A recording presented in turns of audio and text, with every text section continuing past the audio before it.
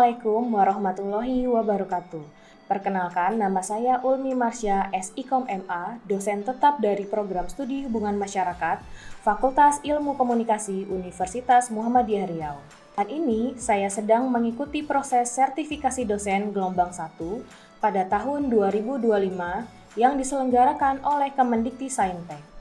Video ini dibuat sebagai salah satu persyaratan sertifikasi dosen, yaitu pernyataan diri dosen dalam unjuk kerja Tridharma Perguruan Tinggi atau disingkat PDD UKT-PT khususnya di bidang pengajaran. Pada kesempatan kali ini, saya akan menjelaskan salah satu mata kuliah yang saya ampu, yaitu mata kuliah Riset Media. Mata kuliah Riset Media merupakan salah satu mata kuliah wajib program studi hubungan masyarakat pada semester genap, lebih tepatnya pada semester 6 dengan jumlah beban SKS sebanyak 3 SKS. Mata kuliah Riset Media dirancang untuk membekali mahasiswa dengan pemahaman teoritis dan keterampilan praktis dalam melakukan riset yang berkaitan dengan media, khususnya dalam konteks public relation. Mahasiswa akan diajak untuk mengkaji berbagai macam isu strategis dalam komunikasi, media relation, citra lembaga, manajemen krisis, branding, kampanye komunikasi, hingga pengaruh media digital terhadap strategi public relation.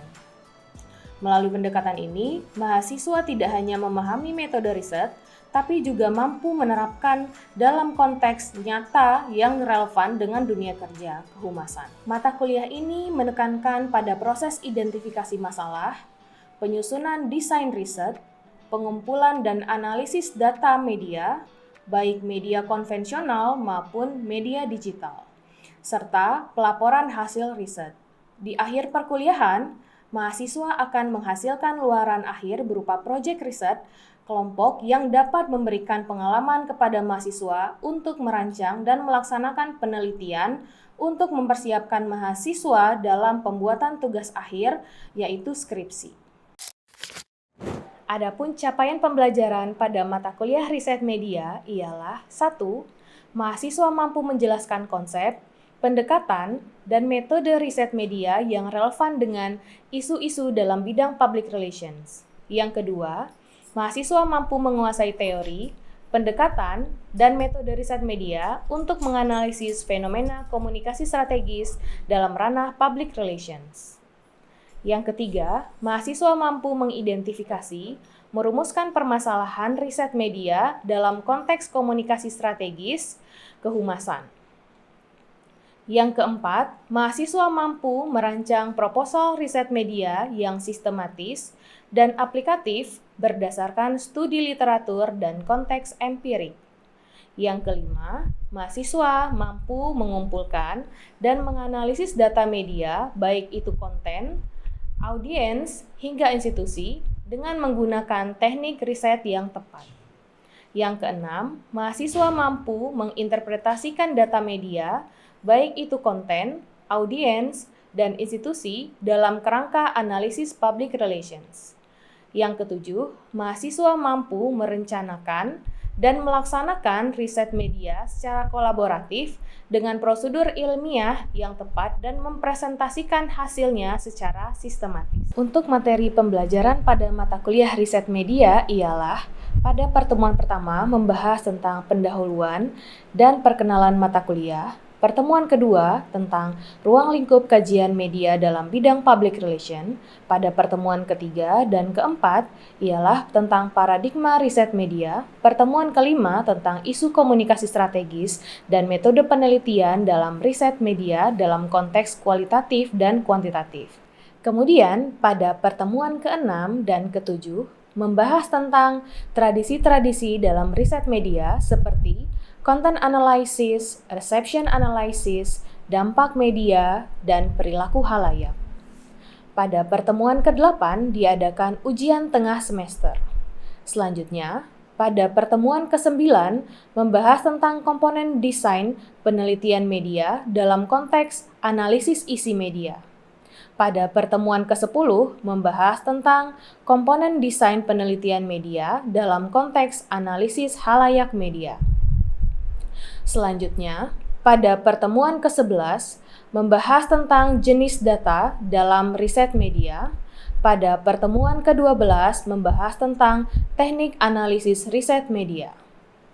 Kemudian, pada pertemuan ke-13 membahas tentang implementasi perancangan riset media, dan pada pertemuan 14 hingga 15 membahas tentang aplikasi riset media.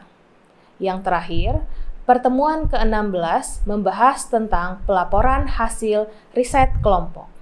Adapun metode pembelajaran yang diterapkan pada mata kuliah riset media ialah ceramah interaktif, diskusi kelas, discovery learning, student-centered learning, dan juga project by learning dalam bentuk project riset kelompok. Sistem perkuliahan di Universitas Muhammadiyah Riau, terutama di program studi hubungan masyarakat, dapat dilakukan secara luring atau tatap muka di dalam kelas dan daring dengan menggunakan aplikasi pendukung seperti Zoom Meeting dan sistem pembelajaran yang dikembangkan oleh Universitas Muhammadiyah Riau, yaitu Sikuli. Komponen penilaian yang diterapkan pada mata kuliah riset media ialah partisipasi aktif dan kehadiran sebesar 10%, tugas individu sebesar 15%, tugas tengah semester yaitu sebesar 25%, dan juga proyek riset kelompok sebagai ujian akhir semester sebesar 50%.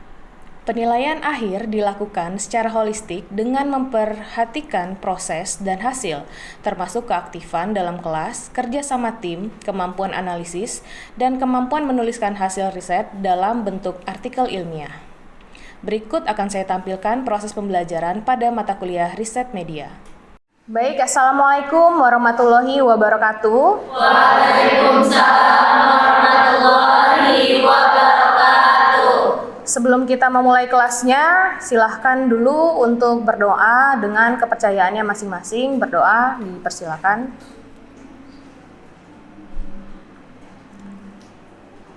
Oke, sudah. Baik, pertama-tama saya tadi sudah membuka Sikuli untuk mengisi absen. Bagi kalian yang belum mengisi absen, silahkan mengakses Sikulinya masing-masing ya, agar bisa terisi absennya pada pertemuan hari ini. Pertemuan kali ini kita akan membahas tentang data dan sampel dalam riset media. Oke. Nah, untuk pendahuluannya mungkin kalian perlu tahu dulu kenapa sih data itu menjadi aspek yang paling krusial dalam melakukan sebuah penelitian. Nah, di sini dijelaskan dalam riset media, data dan sampel merupakan fondasi penting. Jadi, apabila tidak ada data, maka hal tersebut tidak dapat dikatakan sebagai sebuah penelitian. Itu hanya akan menjadi sebuah asumsi, gitu ya. Jadi, ketika kita membangun sebuah statement, sebuah argumentasi, maka kita harus berbasis pada data. Kita maju kepada slide selanjutnya, yaitu tentang pengertian data. Nah, di sini dapat dibaca bahwa data merupakan sekumpulan fakta dan informasi. Berarti di sini hal-hal yang benar-benar terjadi, itulah yang disebut dengan data. Jadi bukan opini, bukan argumentasi, gitu ya, bukan hanya pendapat saja, tapi di sini adalah sebuah kenyataan, fakta yang dikumpulkan dan dilakukan sebuah analisis, seperti itu. Nah, kemudian ada beberapa jenis-jenis data. Bisa dilihat di sini, ada yang disebut dengan berdasarkan sumber, kemudian juga berdasarkan bentuknya, bentuk datanya.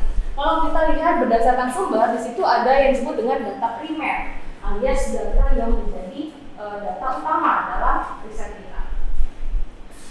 Dapat dibaca bahwa data primer itu diperoleh langsung dari objek riset melalui adanya wawancara, kemudian adanya observasi, kemudian juga survei, terus kemudian ada FGD. FGD berarti kita mengumpulkan beberapa narasumber dalam satu ruang yang sama untuk mendiskusikan sebuah isu yang ingin kita angkat sebagai tema penelitian kita. Nah, kemudian ada data sekunder alias data pendukung dalam riset. Jadi data riset itu ada yang disebut dengan data primer, ada juga yang disebut dengan data sekunder. Selanjutnya, berdasarkan bentuknya ada dua jenis data, yaitu data kuantitatif dan juga ada data kualitatif. Nah, dua hal ini kalian harus dapat membedakannya ya. Apa yang dapat membedakan data kualitatif dan kuantitatif? Yang jelas adalah bentuk dari data itu sendiri. Data kuantitatif berbentuk angka yang sifatnya statistik. Jadi jangan salah, ketika kita melakukan riset media, kita juga ada menggunakan pendekatan-pendekatan kuantitatif. Contohnya ketika kalian ingin melihat bagaimana pengaruh media kepada halayaknya, misalnya. Nah, terus sebanyak apa jumlah likes, kemudian durasi tayangan. Pokoknya semua yang berbentuk angka dan statistik itu adalah data kuantitatif. Oke. Nah, kemudian selanjutnya adalah data kualitatif. Data kualitatif biasanya bentuknya adalah hasil wawancara, hasil observasi, hasil dokumentasi. Ada juga dalam bentuk teks media, baik itu visual maupun audio. Nah, di sini dikatakan bahwa data kualitatif itu berbentuk narasi, teks, kemudian rekaman. Misalnya kalau kalian ingin melihat bagaimana sih citra dari perusahaan dalam media, nah itu misalnya kalian menggunakan metode framing media, misalnya gitu kan, terkait dengan sebuah perusahaan. Nah, itu kalian bisa menggunakan analisis isi berita. Nah, kemudian data itu kan ada banyak, ada beribu gitu ya. Kalau kalian ingin menganalisis halayak media, berapa orang penonton media tersebut? Berapa? Jutaan. Apakah kita bisa memberikan kuesioner pada jutaan orang itu? Nggak mungkin, gitu ya. Nah, di sini makanya ada yang disebut dengan sampel. Berapa sampel yang sekiranya dapat representatif dalam menggambarkan tentang pengaruh media pada masyarakat atau pada penontonnya. Nah, sampel adalah bagian dari populasi. Populasi itu adalah jumlah keseluruhan. Nah, di sini digunakan untuk mewakili, jadi dia representatif gitu. Dalam riset kuantitatif biasanya selalu menggunakan sampel yang tujuannya untuk merepresentasikan keseluruhan. Oke, baik. Selanjutnya tentang teknik pengambilan sampel. Gitu. Lalu bagaimana caranya kita menentukan sampelnya tadi?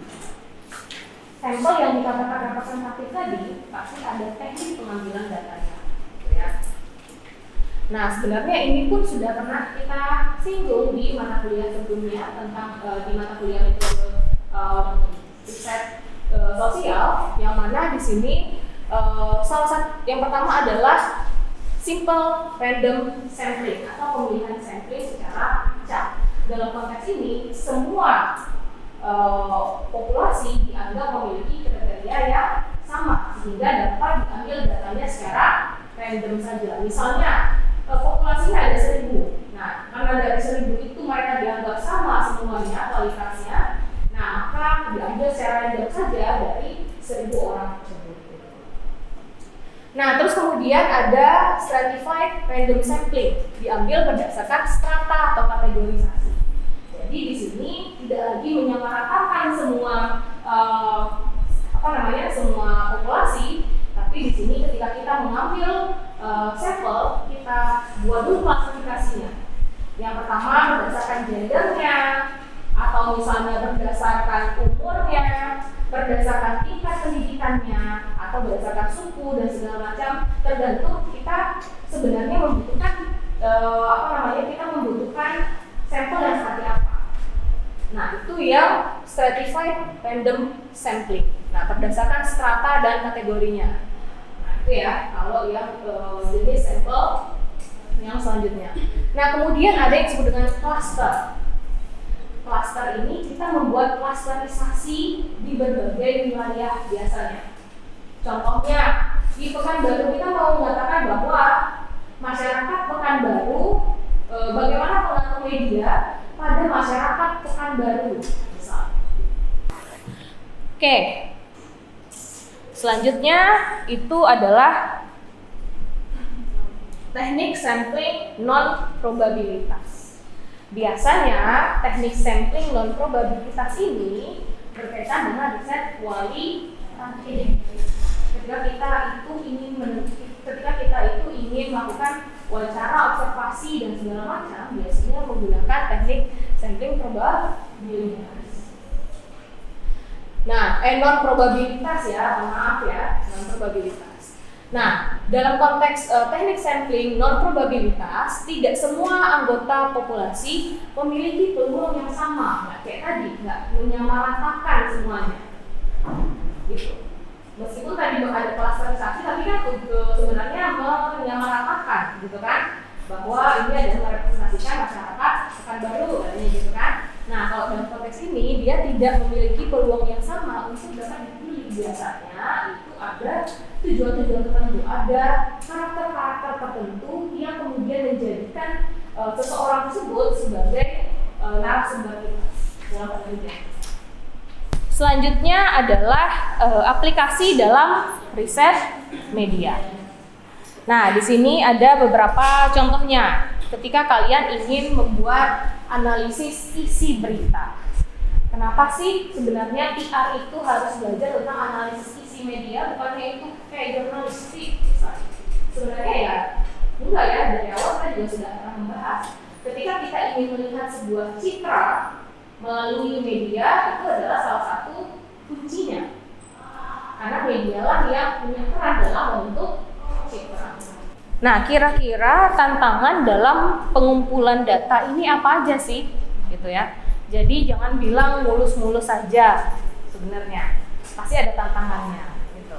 Yang mereka nggak mau ngasih dokumennya lah, yang mereka sulit ditemui lah gitu kan. Ada juga yang kalau misalnya pakai kuantitatif ya datanya error lah gitu kan. Nah, jadi sebenarnya di sini ada berbagai macam tantangan. Nah, kemudian yang pertama adalah representativitas. Apakah sampel itu benar-benar mewakili populasi? Benar-benar nggak jumlahnya? Misalnya dari 10.000, kan kemarin saya ajarkan juga ya, ada terkait dengan bagaimana penentuan jumlah sampel, gitu kan? Itu ada misalnya kayak 10% error, gitu, ya kan? 5% error, gitu kan? Nah, jadi untuk 5% error maka saya harus mengambil seberapa banyak orang, itu kan sudah pernah kita pelajari sebelumnya. Nah, tapi itu tadi tantangannya adalah apakah dari sampel yang kita ambil ini sudah merepresentasikan dari pendapat dari halayak yang banyak itu, dari populasi. Nah, kemudian akses data, terutama dalam studi media yang tertutup atau berbayar. Nah, ini susah nih. Mau wawancara, apalagi kita mahasiswa ya, datang dengan paradigma kritis. Saya ingin ini, saya ingin itu, misalnya gitu ya. Nah, terus tapi ketika mau ngambil data, wawancara, nggak taunya mereka nggak mau, kabur-kaburan, misalnya gitu kan, nggak mau ngasih dokumen-dokumennya, tidak mau memberikan SOP-nya, misalnya kan kayak gitu. Nah, itu juga salah satu tantangan. Jadi kalian jangan baper ya nanti ketika riset gitu ya, itu adalah dinamika dalam penelitian. Baik, selanjutnya. Nah, ini masuk kepada jenis-jenis data dalam riset media. Sebelumnya kan sudah pernah saya katakan, jenis-jenis data itu ada banyak. Ada konten, kemudian ada halayak, gitu ya, itu data semua tuh. Kemudian ada institusinya. Jadi kalian mau berpangku pada yang mana? Kalian mau menganalisis kontennya kah? Atau menganalisis perusahaan medianya kah? Atau mau menganalisis halayaknya? Itu bisa kalian bisa kalian tentukan di awal penelitian kalian, terutama pada tujuan penelitian. Nah, kemudian di sini data observasi atau perilaku, pola penggunaan media, engagement media sosial, dan juga konsumsi, seberapa banyak dia mengkonsumsi media tersebut. Oke? Paham? Bagian ini? Oke, kita lanjut.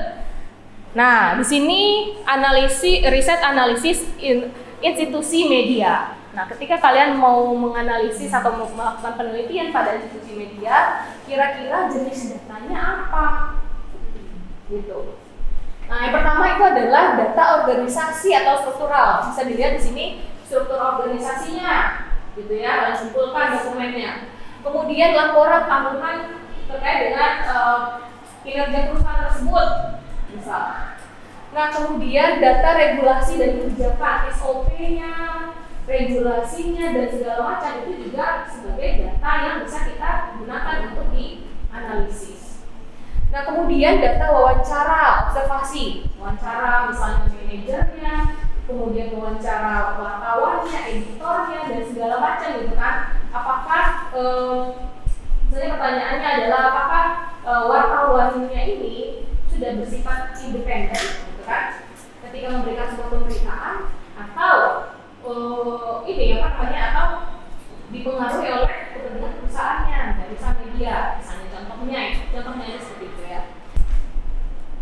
Oke, sebagai penutup adalah pemilihan jenis data sangat tergantung pada pertanyaan risetnya.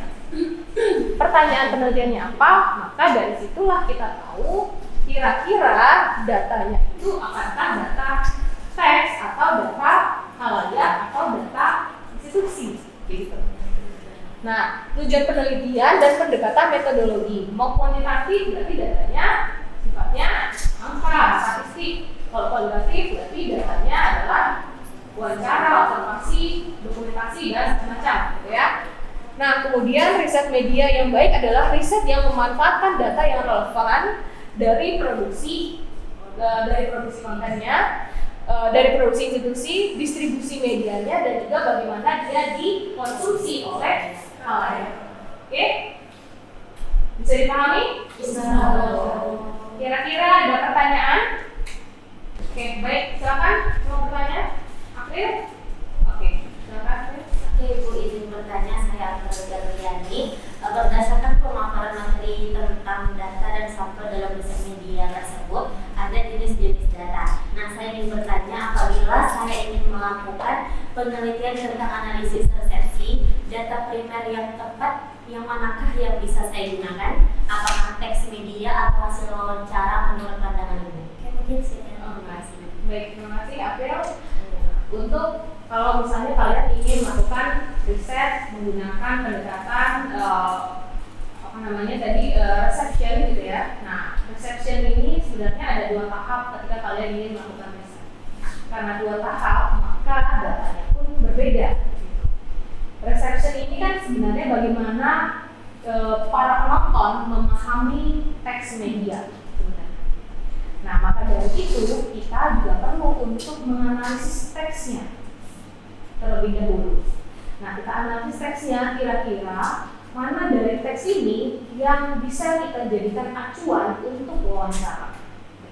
Jadi di awal itu kita buat dulu nih analisis teksnya, kita analisis kira-kira bagaimana dia itu merangkai sebuah pesan dalam media. Nah, kemudian selanjutnya kita masuk kepada pengambilan data wawancara untuk mengklasifikasi kira-kira bagaimana pemahaman dari masyarakat atau dari halayak ketika dia menonton tayangan tersebut. Apakah dia pro, apakah dia kontra, atau dia justru di tengah-tengah gitu. Di satu sisi dia pro, tapi di sisi lain dia tidak pro. Namun yang menjadi data primernya, karena dia adalah riset perception halayak, jelas yang menjadi data primernya adalah hasil wawancara. Jadi data pendukungnya itu adalah data dari teks media. Bisa dipahami? Bisa. Oke. Baik, silakan Kevin. Ibu, izin bertanya, saya Kevin Adli bertanya mengenai materi data dalam riset media. Pertanyaannya, apabila saya ingin melakukan riset media dalam pendekatan kualitatif, apakah data yang saya butuhkan hanya cukup satu saja, misalnya hanya dari hasil wawancara saja? Oh gitu, oke, baik. Kalau kalian ingin melakukan riset kualitatif, terutama dalam konteks media, gitu ya. Untuk kualitatif sendiri kita tidak cukup hanya data dari satu sumber saja. Misalnya hanya wawancara. Nah, karena ada yang disebut dengan triangulasi data. Nah, ketika kita menganalisis, itu kita harus mengelaborasi data tadi. Dari mulai wawancara, kemudian juga ada hasil observasi, dan juga ada dokumentasi. Jadi ada 3 jenis datanya biasanya. Jadi misalnya nih, dari hasil wawancara kalian, maka argumen dari data dari narasumber tersebut akan diperkuat dari data observasinya. Nah, kemudian akan diperkuat lagi dengan data dokumentasi, misalnya pengasihan dan segala macam. Nah, jadi kalau kualitatif itu datanya pasti banyak, gitu ya. Jadi nggak cuma satu kayak tadi, misalnya resepsi. Kan datanya nggak hanya dari wawancara saja, tapi juga ada teks medianya, kan? Jadi biasanya itu lebih dari satu kalau untuk kualitatif. Nah, kalau untuk kuantitatif, biasanya datanya hanya dari satu sumber, yaitu dari hasil survei, misalnya. Nah, contohnya misalnya kalian ingin melakukan survei khalayak terkait dengan pengaruh media televisi pada pemahaman khalayak tentang apa, misalnya gitu kan. Nah, biasanya di situ data yang kita ambil hanyalah data dari hasil survei itu tadi, misalnya. Nah, gitu ya. Jadi datanya kalau kualitatif itu pasti lebih dari satu, kalau kuantitatif itu biasanya hanya dari data survei saja. Bisa dipahami? Bisa. Ada lagi? Oke, baik, Azra, silakan. Izin bertanya, Bu, apabila saya ingin melakukan riset khalayak media, bagaimana saya menentukan khalayak itu tepat apa tidak? Oke, nah ini penentuan tentang datanya ya. Apakah tadi kan sudah pernah tadi sudah disinggung juga relevan atau tidak sebenarnya, gitu kan, datanya tersebut. Nah, di sini tergantung dari tujuan kamu tadi apa, kembali kepada tujuan dan unsur masalahnya. Tujuannya apa tadi? Misalnya ingin mengetahui ingin mengetahui pendapat khalayak atau persepsi khalayak terkait dengan sebuah konten. Yang pastinya di situ khalayaknya nggak mungkin semua orang bisa kita jadikan sebagai responden. Pasti orang yang pernah menonton tayangan tersebut, orang yang berkali-kali menonton tayangan tersebut, misalnya lebih dari 2 kali, yang mensubscribe tayangan tersebut misalnya. Nah, itu bisa kita jadikan sebagai narasumber atau misalnya kita jadikan sebagai responden dalam penelitian kita. Jadi patuhlah kepada tujuan penelitian kita itu tadi apa. Kalau kita ingin melihat pengaruh media, maka adalah orang-orang yang pernah terpapar oleh media tersebut. Namun ketika kita ingin melihat bagaimana media itu diproduksi, maka di situ kita pastinya mencari respondennya itu adalah orang-orang yang membuat atau meng-create media tersebut. Begitu kira-kira. Bisa dipahami, Azra? Bisa. Oke, baik. Terima kasih. Ada lagi yang mau bertanya? Oke, baik. Sudah tidak ada lagi yang bertanya ya. Semoga materi kita hari ini dapat memberikan pencerahan kepada teman-teman semua agar nanti dapat melakukan riset. Makanya dalam penelitian ini nanti kita akan adakan sebuah riset, proyek riset kecil-kecilan gitu ya, yang akan dilakukan berkelompok. Nah, jadi nanti kalian bisa saling membantu satu sama lain sebagai pengalaman kalian nanti ketika kalian akan menulis skripsi. Oke, tidak ada lagi yang bertanya. Baik, sudah mengisi absen semua di Sikuli? Sudah ya. Absennya sudah terisi dan materi sudah disampaikan juga. Maka dari itu kita tutup pertemuan kita hari ini dengan alhamdulillah. Sampai bertemu di minggu depan. Sukses buat teman-teman semua. Sekian video rekaman pembelajaran pada mata kuliah Riset Media pada program Studi Hubungan Masyarakat Fakultas Ilmu Komunikasi Universitas Muhammadiyah Riau. Assalamualaikum warahmatullahi wabarakatuh.